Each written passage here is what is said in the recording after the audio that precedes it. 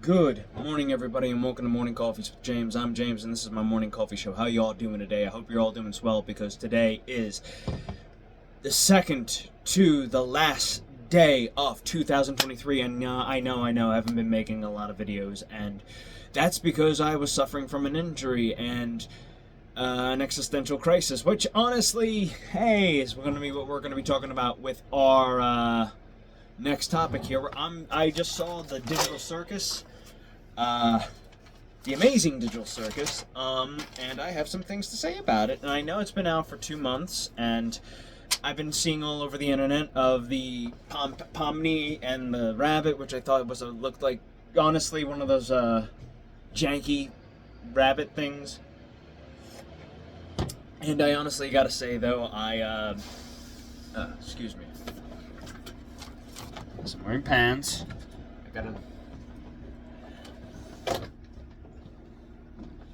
And I have no abdomen.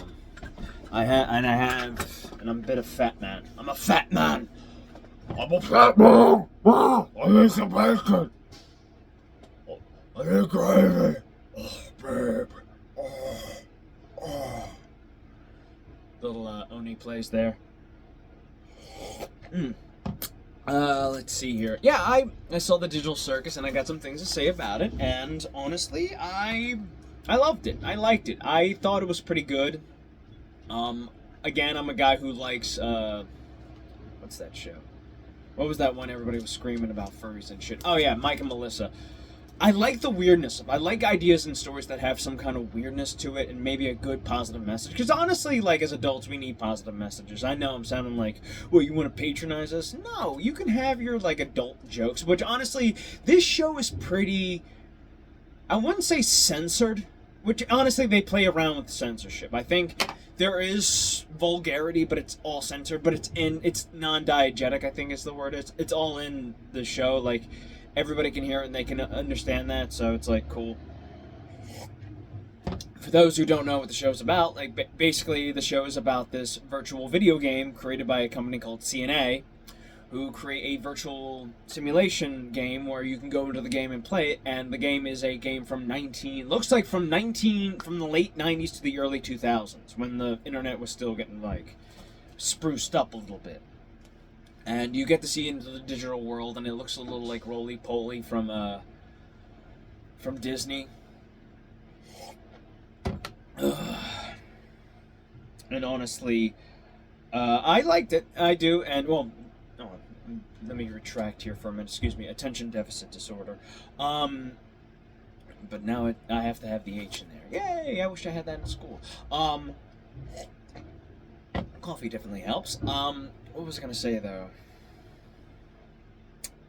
Yeah, I liked. Well, anyway, the show opens up and it regularly plays out and stuff like that, and they get introduced to a new character by the name of Pomni, Pomne, and that name comes important later. When I found this out later, when I talk about the little ins and outs and intricates, she has come to this virtual world through a headset, like a VR system, and is trapped there, and she can't take it off. Now,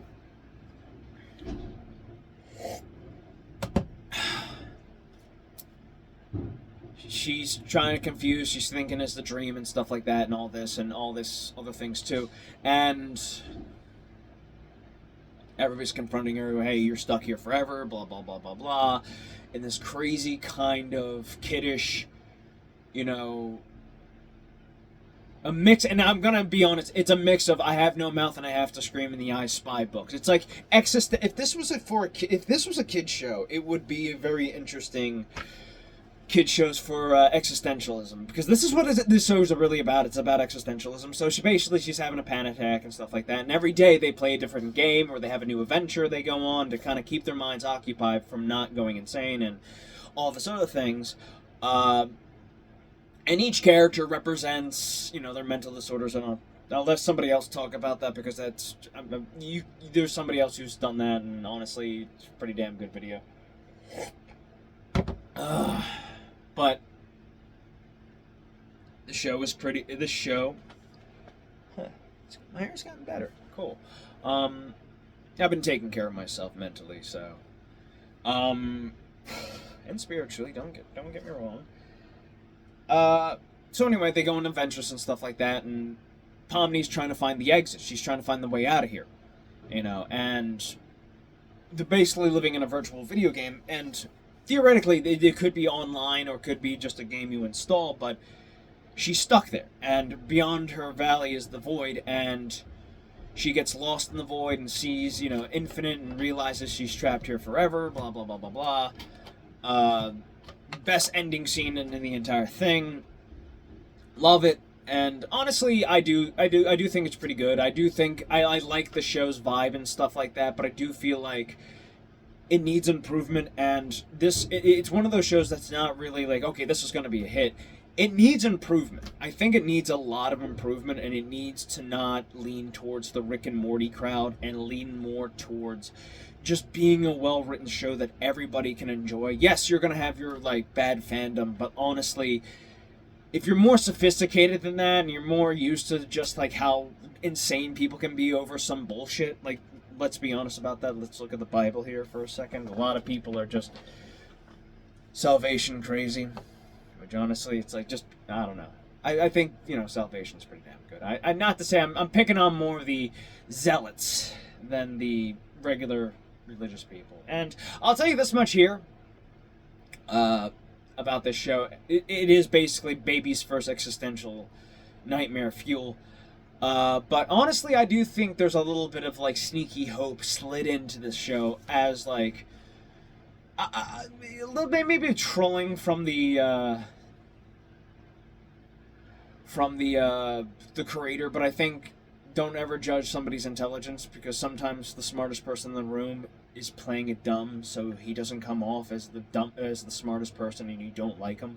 Because that's what happens with good comedy. Because with comedy, it kind of comes when you have somebody who's smart and they're smart, nobody wants to be around them. Yeah, it's fun to know they're witty and clever, and sometimes smart people can border on being dumb as well, but a smart person pretending to be dumb is very funny and very entertaining. I mean, take a look at your favorite movie. If it's an action movie, if it's just something silly, take a real good look at it and say, is there something more depth into this? And I feel like with this show, this is where it could go. It could either be just playing to the whole existential nonsense to this and not really have a good message in it and a good philosophy, versus, and I'm not talking about the message, I'm talking about a good, philosophy where people could a good show has a good philosophy. A good show has good writing, good characters. You vibe with the show because you feel for these characters. You relate to these characters. Here, I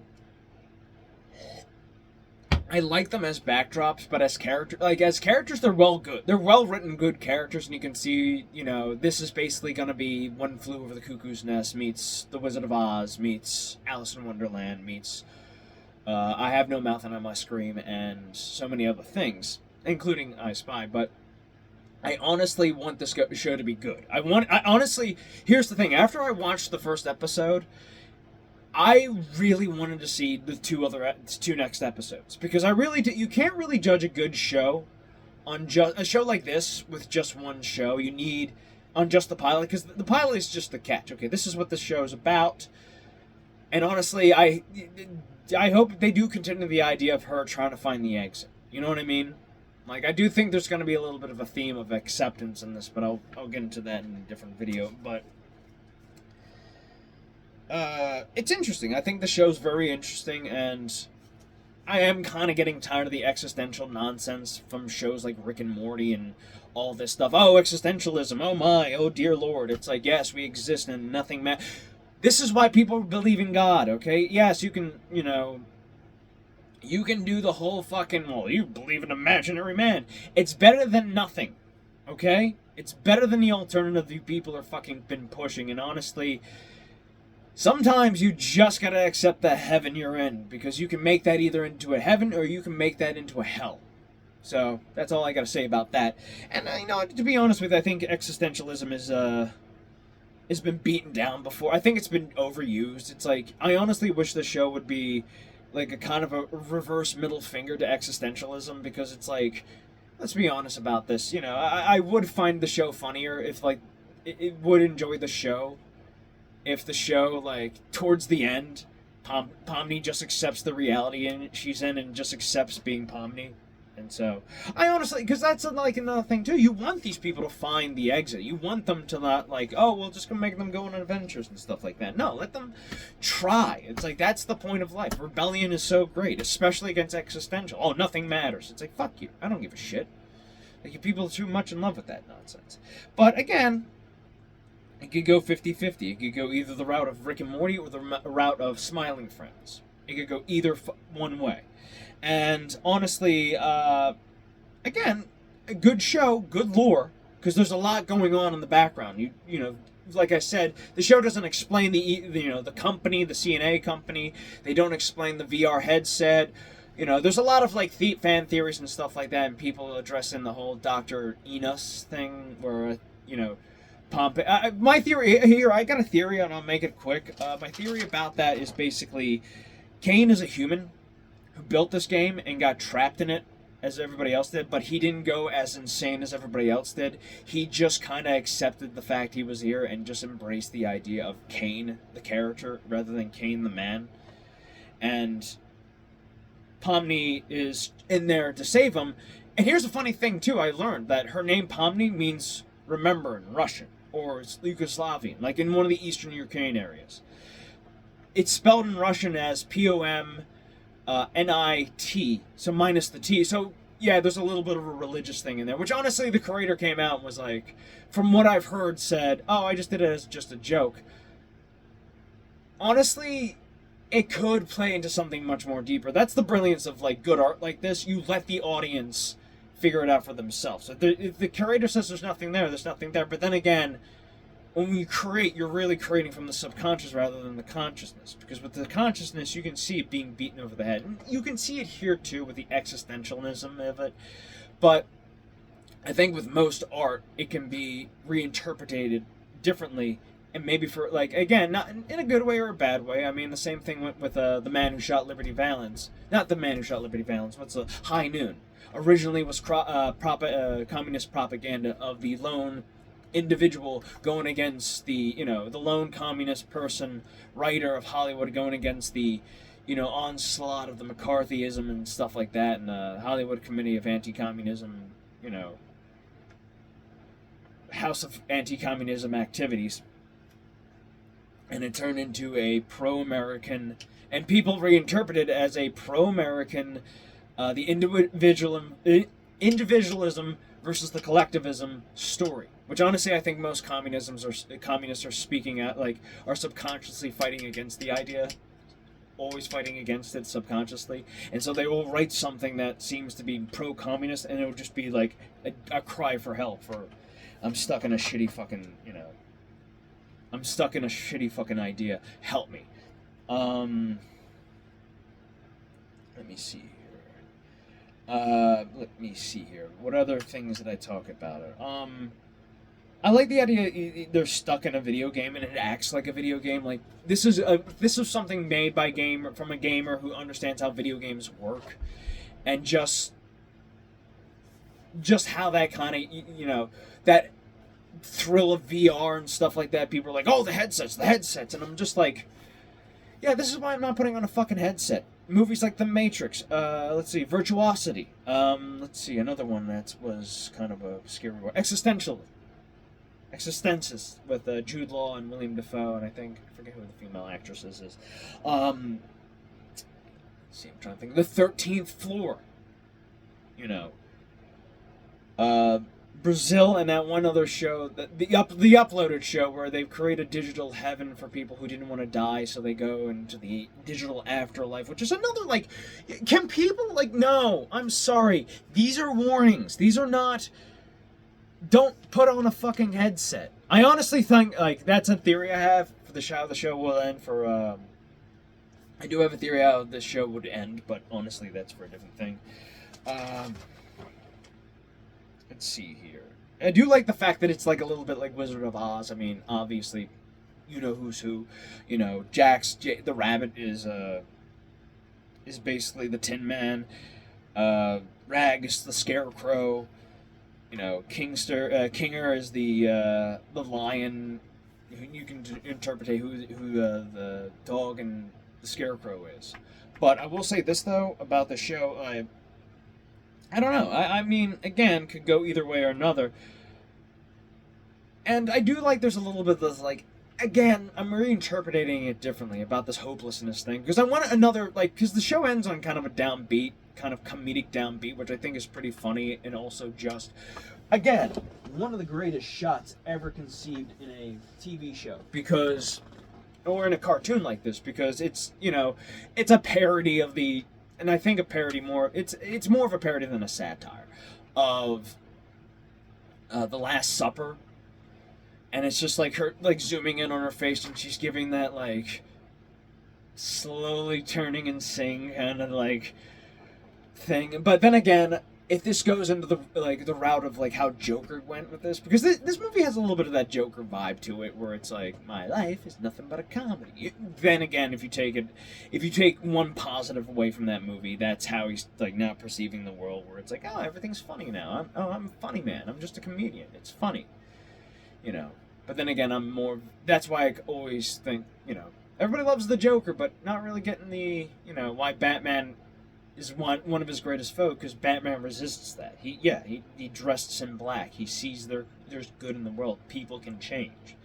You know, everything matters. You know, people talk about... I don't know. I'm not going to talk about Batman in just a moment. People are kind of sick of superheroes in the general. But again, not me.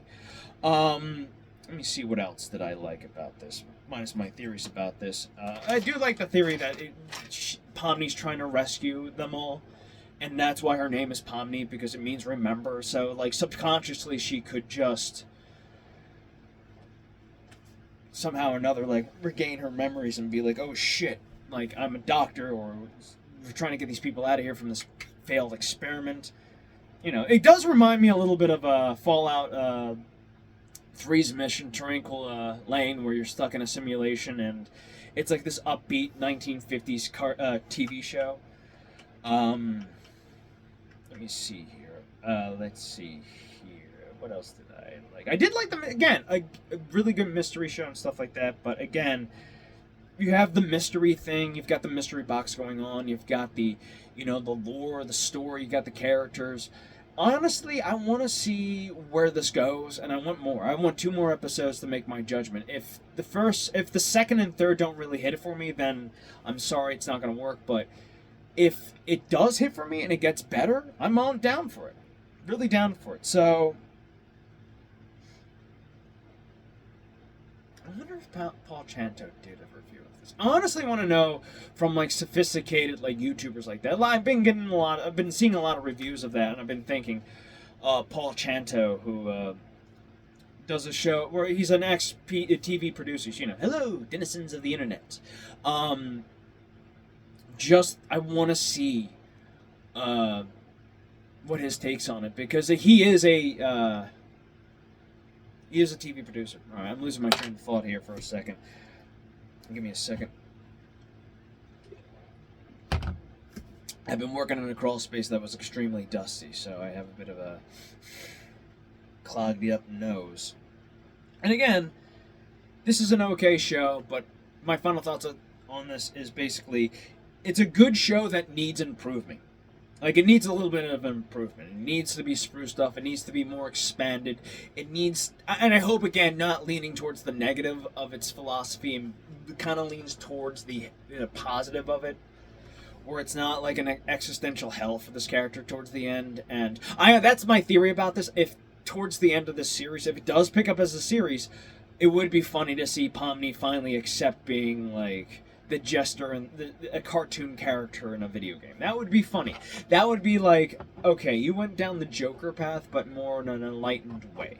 Like, I honestly would love to see that. Like in the first episode, you see that kind of nervous smile, and towards, like, the last episode, you see her having more of an upbeat, positive smile where it's confident. Like, fuck yeah. You know, I think people are just tired of existentialism because it's just getting old. It's like, yes, we exist, oh my god. It's, you know, again, it's Gen Z's first time with dealing with existentialism. It's like, fine, dandy, but embrace positivity, embrace enlightenment, embrace, you know, the defiance of it all. Flip off the universe and be happy. That's the best way of defining everything. Be happy. All right. I don't know. I don't think I would. You know what? Considering it would be just like, all right, I guess I have to be. Granted, they do tease at an exit. There is an exit, and again, there is the theory that the exit is in that void area. So, all right. I don't really have enough to talk about this, but honestly, I got 20 minutes on here, so I will say this: go check it out, watch it. It's pretty funny. It needs to be improved on being funny. I have to watch it one more time. I'm kind of like weirded out. Like it's creepy, but I think it needs to okay, the second and third episode need to make up for that. It doesn't need to go down even more creepier. It needs to go into more. Okay, she's stuck here. So and again, considering she's dressed up as a jester, which I'll talk about it in like another video. How do I feel about this even more so after a second watch? I'll talk about the ins and outs of everything. Again, because considering she's dressed as a jester, there could be some like, oh, she's about to bring change to the world. Something different's going to come. So, who knows? Alright. I'll take care, everybody. Love you. Bye-bye. Remember to stay awesome. Peace. And stay the fuck away from VR. Okay? Just stay away. Don't put something on your face. Watch The Matrix. Watch the show. Watch Existential. Watch every... read, I have no mouth and I must scream. Okay? Stay away from VR. Okay, love you. Bye-bye. Peace be with you.